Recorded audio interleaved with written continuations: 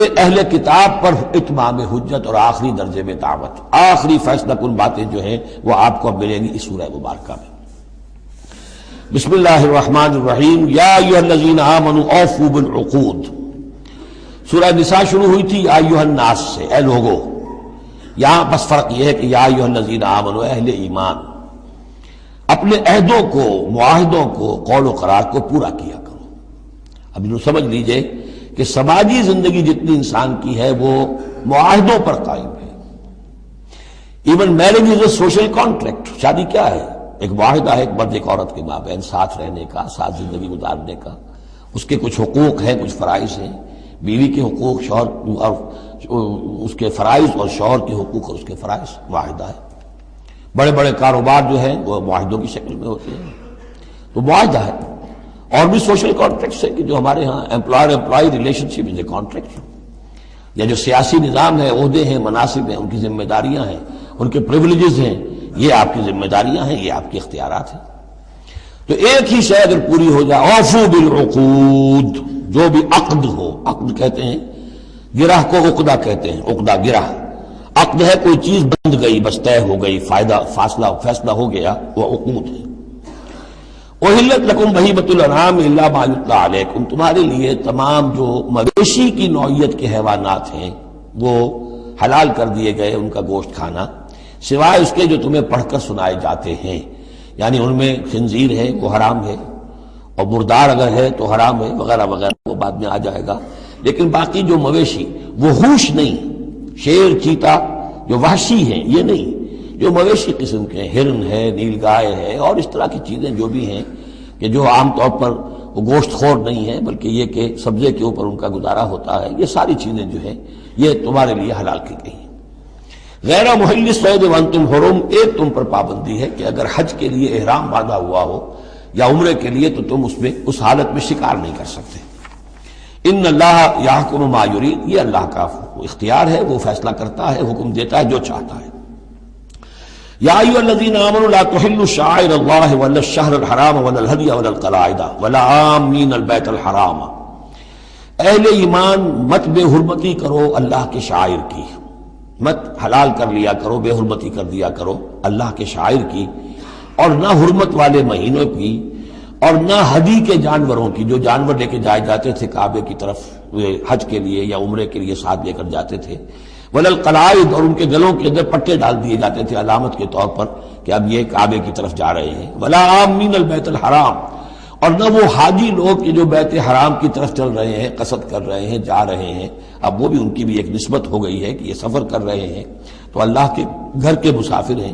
جیسے کہ وہاں آپ نے دیکھا ہوگا جو گئے ہیں کہ انہیں وہ کہتے ہیں مرحبا بضیوف الرحمن، کہ مرحبا ان لوگوں کو کہ جو رحمان کے مہمان ہیں، یعنی حاجی جو یہاں آئے ہیں وہ اصل میں اللہ کے مہمان ہیں، اللہ میزبان ہے۔ تو اب ان کے لیے یہ ہے کہ ان کی بے حرمتی نہ ہو، حتیٰ کہ عزت نہ ہو۔ یبتغون فضلا من ربہم ورضوانا، یہ سب جو ہیں اللہ تعالیٰ کے فضل کی اور اس کے اپنے رب کے رضوان کی تلاش میں ہیں، اس کی کوشش میں جا رہے ہیں۔ وَإِذَا حَلَلْتُمْ فَاصْطَادُوا، ہاں جب تم احرام کھول دو، حلال ہو جاؤ، تو یہ حلال ہو جانا ایک اصطلاح ہے، جبکہ احرام کھل گیا، فاصطادوا، پھر تم شکار کرو، تمہیں کھلی چھوٹ ہے، ساری پابندیاں احرام کی حالت کی ہیں۔ وَلَا يَجْرِمَنَّكُمْ شَنَآنُ قَوْمٍ أَن صَدُّوكُمْ عَنِ الْمَسْجِدِ الْحَرَامِ أَن تَعْتَدُوا، اور دیکھنا تمہیں آمادہ نہ کر دے کسی قوم کی دشمنی کہ انہوں نے تمہیں روکے رکھا تھا مسجد حرام سے کہ تم بھی زیادتی کرو، یعنی انہوں نے تمہیں روکے رکھا 7 برس تک، 6 برس تک، اور تمہیں یہاں قریب نہیں آنے دیا۔ اب ایسا نہ ہو کہ اس کے بدلے میں تم کو زیادتی کرو، زیادتی مت کرو۔ وَلَا يَجْرِمَنَّكُمْ شَنَآنُ قَوْمٍ، تمہیں آمادہ نہ کر دے کسی قوم کی دشمنی، اور دشمنی کس وجہ سے؟ ان صدوکم عن المسجد الحرام، کہ انہوں نے تمہیں روکے رکھا مسجد حرام سے، ان تعتدوا، کہ تم زیادتی کرنے لگو۔ وَتَعَاوَنُوا عَلَى الْبِرِّ وَالتَّقْوَىٰ، نیکی کے کاموں پر اور تقویٰ کے کاموں پر تعاون کیا کرو۔ وَلَا تَعَاوَنُوا عَلَى الْإِثْمِ وَالْعُدْوَانِ، اور اسم، گناہ اور عدوان، ظلم اور زیادتی کے کاموں میں تعاون مت کرو۔ وَاتَّقُوا اللَّهَ إِنَّ اللَّهَ شَدِيدُ الْعِقَابِ، اللہ کا تقویٰ اختیار کرو، یقیناً اللہ تعالیٰ سزا دینے میں بہت سخت ہے۔ دیکھیے انداز بالکل وہی ہے جو سورہ نساء کا ہے، وہی معاشرتی معاملات، اس کے بارے میں بنیادی اصول۔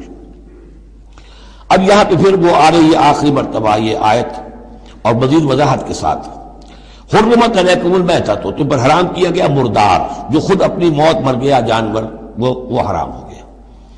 والدم، دم اور خون، ولحم الخنزیر اور خنزیر کا گوشت، وما اہل لغیر اللہ بہ، اور جس پر پکارا گیا اللہ کے سوا کسی اور کا نام، کسی اور کے نام نامزد ہے، کسی اور کا تقرب حاصل کرنے کے لیے اس کا وہ جو ہے ذبح کیا جا رہا ہے۔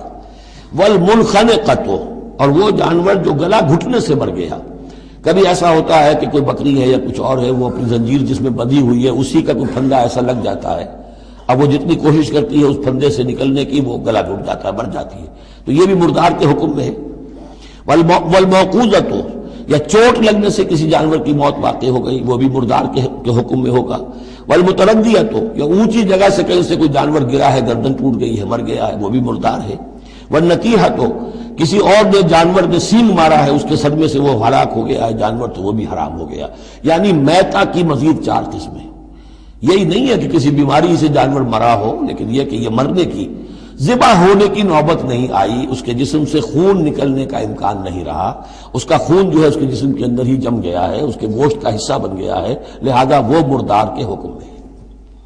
وما اکل السبع الا ما ذکیتم، اور جسے کھا لیا ہو درندوں نے مگر یہ کہ جسے تم ذبح کر لو۔ فرض کیجئے کہ کسی شیر نے یا کسی چیتے نے کسی ہرن کے اوپر حملہ کیا، لیکن اس سے پہلے کہ وہ ہرن مرتا وہ شیر بھاگ گیا، آپ نے کوئی فائر کیا، وہ بھاگ گیا، ابھی ہرن میں جان ہے، آپ نے جا کے ذبح کر لیا، تو وہ پھر آپ کے لیے جائز ہے، کیونکہ ابھی اس میں جان تھی، ذبح آپ نے کیا ہے، تو اب یہ کہ اس میں سے وہ خون نکل جائے گا، تو جہاں جہاں شیر کا منہ لگا ہو اس حصے کو کاٹ کر پھینک دیجئے، باقی آپ کھا سکتے ہیں۔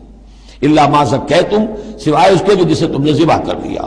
وما ذبح علی النصب، اور یہ بھی تمہارے لیے حرام کیا گیا کہ تم استھانوں پہ جا کر ذبح کرو، یہ خاص جگہ ہے، یہ خاص جو ہے وہ کسی ولی اللہ کا بازار ہے، وہاں جا کے ذبح کرنا، یا کسی دیوتا یا دیوی کا کوئی استھان ہے، وہ بھی اب حرام ہو گیا۔ وَأَن تَسْتَقْسِمُوا بِالْأَزْلَامِ، یا جوئے کے تیروں کے ذریعے سے تقسیم کرو، یہ بھی ایک جوئے کی شکل ہو جاتی تھی، وہ لوگ یہ کرتے تھے، قربانی اپنی کی، اس کے بعد گوشت کے ڈھیر لگا دیے، اب تیروں کے ذریعے سے جوا کھیل رہے ہیں، تو بڑے بڑے ڈھیر جو ہے اس کے اندر داؤ پر لگ رہے ہیں۔ ذالکم فسق، یہ تمام چیزیں جو ہیں گناہ کے کام ہیں۔ الیوم یئس الذین کفروا من دینکم، دیکھو اب یہ کافر لوگ تمہارے دین سے مایوس ہو چکے ہیں، یعنی یہ سمجھ چکے ہیں کہ نظام تو اب اللہ ہی کا رہے گا۔ اب یہاں پر چونکہ سورہ مائدہ جیسا کہ میں نے اس کی آخری صورتوں میں سے ہے، لہذا اب انہیں یہ تو توقع نہیں ہے کہ اسلام کا راستہ روک سکیں گے، لیکن وہ یہ ضرور چاہیں گے کہ اس قسم کی چیزیں تمہارے اندر جاری رہیں، اس طرح کی چیزیں جیسے ہمارے ہاں بھی ہندوانہ اثرات چلتے رہے بہت عرصے تک، اب بھی چل رہے ہیں۔ تو الیوم یئس الذین کفروا من دینکم، تمہارے دین سے تو مایوس ہو چکے ہیں کہ اب یہ دین تو انہی کا ہوگا اور ہمارا دین ختم ہوا۔ فلا تخشوهم واخشونی، تو اب ان سے مت ڈرو، مجھ سے ڈرو۔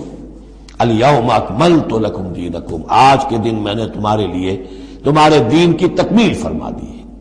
واتممت علیکم نعمتی، اور تم پر اتمام فرما دیا ہے اپنی نعمت کا۔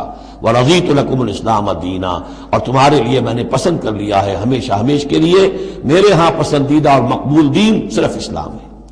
فمن اضطر فی مخمصۃ، اب یہ جو حکم دیا گیا تھا یہ چیزیں حرام ہیں، تو لیکن کوئی شخص اگر اضطرار میں آ جائے، شدید فاقہ ہے، بھوک ہے، جان نکل رہی ہے، غیر متجانف لاسم، اس میں گناہ کی طرف کوئی رجحان نہ ہو، کوئی شرارت دل کے اندر نہ ہو کہ میں نے واقعی یہ سور حرام ہے لیکن ذرا چکھ کے دیکھنا ہی آج تو کیسا ہے، نہیں، جان پر بنی ہوئی ہے لیکن اس قسم کا خیال کوئی نہ ہو۔ فإن اللہ غفور الرحیم، تو اللہ تعالیٰ غفور اور رحیم ہے۔ یسألونک ماذا أحل لهم، اے نبی آپ سے پوچھتے ہیں کہ ان کے لیے کیا کچھ حلال ہے۔ قل أحل لكم الطیبات، تمہارے لیے سب پاکیزہ چیزیں حلال کر دی گئیں۔ وما علمتم من الجوارح مکلبین تعلمونہن مما علمکم اللہ، اور جو تم چھوڑتے ہو سدھاتے ہو شکاری جانوروں کو، جنہیں تم چھوڑتے ہو شکار کے لیے، انہیں تم نے سدھایا ہے، سکھایا ہے اس میں سے کہ جو اللہ نے تمہیں سکھایا ہے۔ فکلوا مما امسکنا علیکم، تو اب وہ اگر جا کر آپ نے کتا چھوڑا ہے، اس نے خرگوش کو پکڑ لیا ہے یا کسی اور جانور کو،